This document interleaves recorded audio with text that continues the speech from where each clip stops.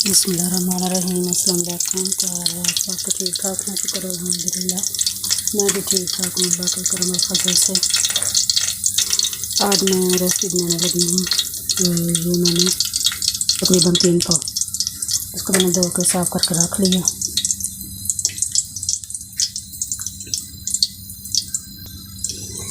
और इसमें ये मैं मसाले ऐड करूँगी। ये दूसरा कढ़ाई गोश्त मसाला 1 चम्मच, हल्दी आधा चम्मच, सुरख मिर्च आधे चम्मच से भी कम है, क्योंकि इसमें मिर्च और हरी मिर्च भी मैंने रखी हुई है। और ये मेथी, ये सूखा धनिया, और ये थोड़ा सा नमक आधे से भी कम चम्मच। और ये प्याज जो मैंने चॉप करके रख लिया। ये हरी मिर्च और टमाटर, इसको मैंने चॉप कर लिया। और ये 1 चम्मच लहसुन और अदरक का पेस्ट है।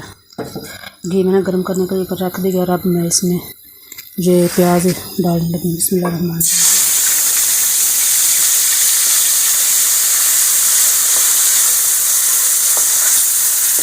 घी गर्म हो जाए तो इसमें बाद में प्याज डालें तो बड़ी जल्दी ये फ्राई हो जाता है। मैंने धीमी रखी हुई थी और अब मैं थोड़ी सी कर लेती हूँ।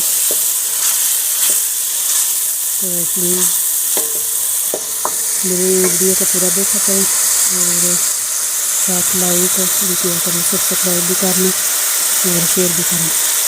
मेहरबानी आपके लाइक से और आपके सब्सक्राइब करने से मेरी साथ रहेगी।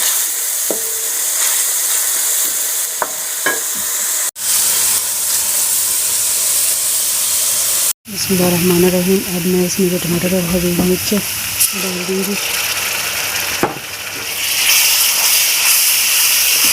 और इसके साथ ही लहसुन और अदरक का पेस्ट इसको भी डालूँगी। इसको 3-4 मिनट तक मैं फ्राई कर लूँगी और फिर इसमें सारे मसाले ऐड करेंगे। बिस्मिल्लाहिर्रहमानिर्रहीम। तो इसे मैंने 2 से 3 मिनट तक भून लिया। और अब मैं ये सारे खुशक मसाले इसमें डाल दूँगी। इसको 4 से 5 मिनट तक मैं अच्छी तरह भून लूँगी। बिस्मिल्लाहिर्रहमानिर्रहीम। थोड़ा पानी के बाद दूँगी ताकि मसाला नीचे न लगे। बिस्मिल्लाहिर्रहमानिर्रहीम। ये देखो मसाला मैंने अच्छी तरह भून लिया। और अब मैं इसमें वो गोश्त डाल दूँगी जो मैंने पहले धो कर रखा हुआ था। बिस्मिल्लाहिर्रहमानिर्रहीम। और अब इसको मैं 10 से 15 मिनट तक भून लूँगी ताकि गोश्त की वो स्मेल है वो नहीं आए।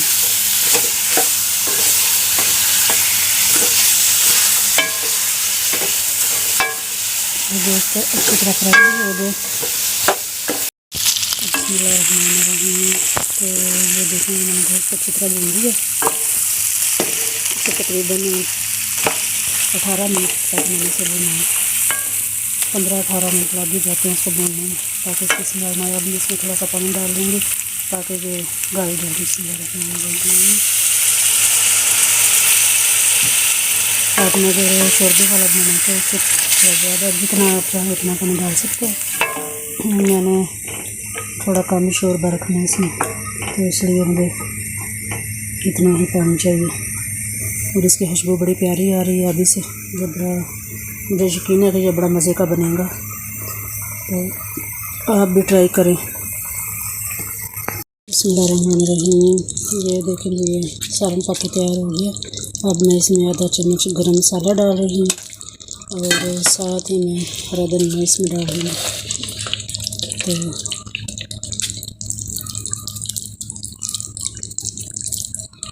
तो ये देखेंगे इसकी कितनी प्यारी लुक आ रही है। और तो प्लीज़ मेरे चैनल को सब्सक्राइब, लाइक और साथ शेयर लाजमी करें। Thank you.